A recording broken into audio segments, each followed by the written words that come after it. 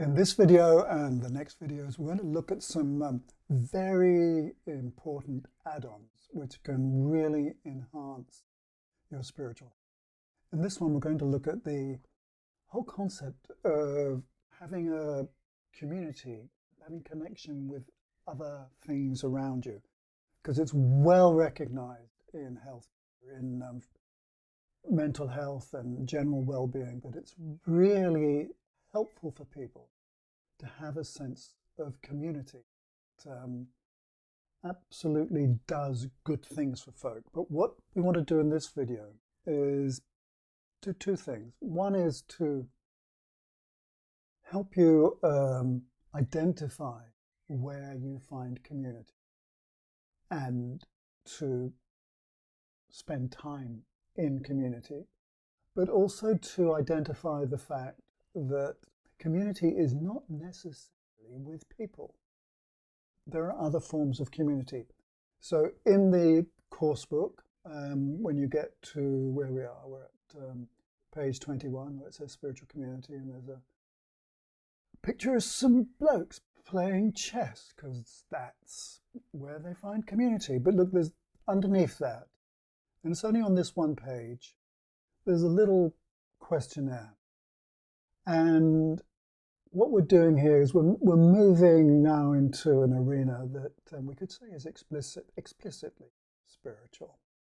And it recognizes that some people find a sense of community not with other people. They find a sense of community which feeds and nurtures them and is good for their well-being. They find it with animals. You may have pet, cat, dog, budgerigar, whatever it is, that just hanging out with your animals is a sense of community that works for you.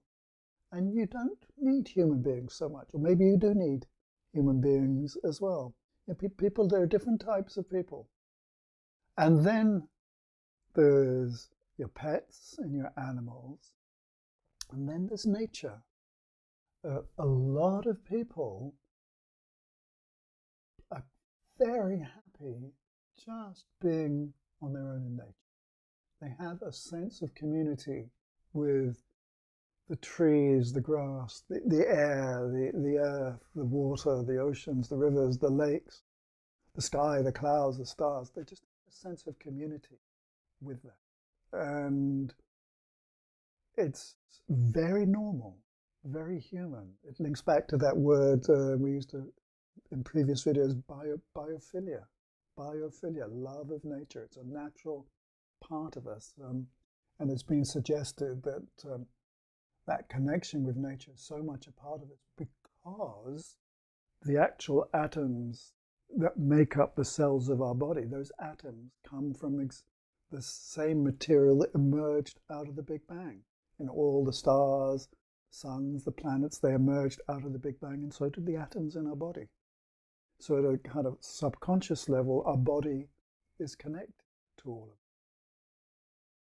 So don't ever feel as though you're being pushed into having to have friends and be in community, when in actual fact, you're very, very happy in nature. On the other hand, if you know you much prefer human beings for company, spend time with your friends and family and your mate. There's another type of community which a lot of people have, but they tend to keep quiet about it because it's a little bit embarrassing, and they're concerned that people might take the mickey out of them for talking about it. But people do have a sense of community with something that's invisible. God's presence, the cosmic consciousness, the ocean of energy that permeates the universe.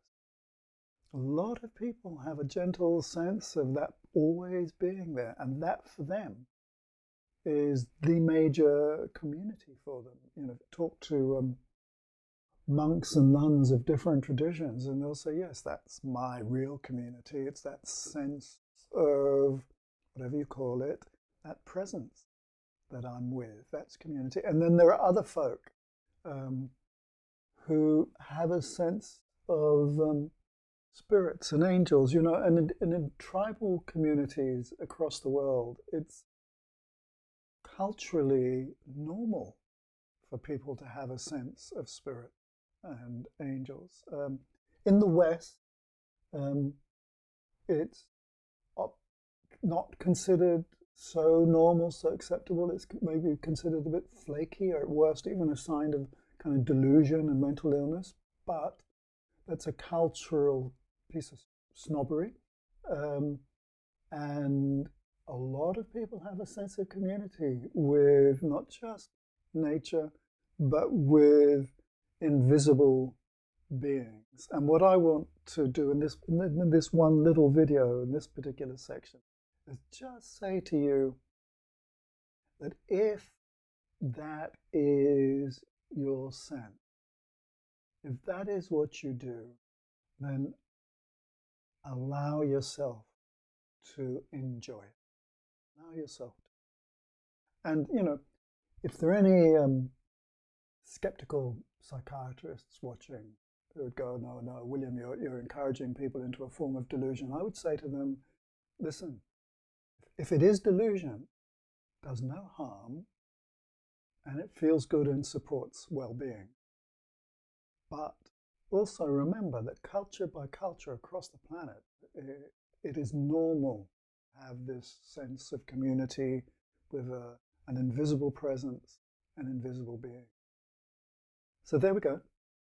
We've got a range of what you might find to be from absolutely normal, hanging out with family and friends, pets and animals, nature, presence of the ocean, of cosmic consciousness, God, whatever you call it, and invisible beings. So assess what your community is and choose, hang out with it, because it's good for you.